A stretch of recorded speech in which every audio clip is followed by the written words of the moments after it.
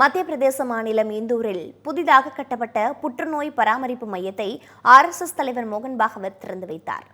இந்தூரில் புற்றுநோய் பாதித்தவர்களுக்கு மிக குறைந்த செலவில் மருத்துவ உதவிகளை செய்யும் விதமாக புற்றுநோய் பராமரிப்பு மையம் அமைக்கப்பட்டது.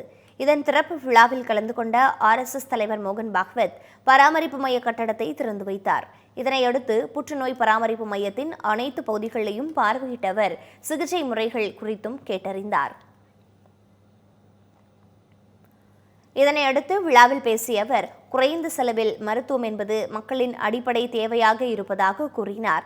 இன்றைய சூழலில் உயர்தர மருத்துவ சேவைகளை பெற மக்கள் அதிக தூரம் பயணிக்க வேண்டியிருப்பதாக கூறிய மோகன் பாகவத், இதுபோன்ற புற்றுநோய் பராமரிப்பு மையங்கள் ஆங்காங்கே அமைக்கப்பட வேண்டும் எனவும் வலியுறுத்தினார். ஜனங்களின் குரல் கருத்து கணிப்பில் பங்கேற்க முடியாதவர்கள் QR கோட் அல்லது லிங்கை பயன்படுத்தி இணையம் வாயிலாகவும் கருத்து கணிப்பில் பங்கேற்கலாம். இன்றே உங்கள் கருத்தை பதிவு செய்யுங்கள்.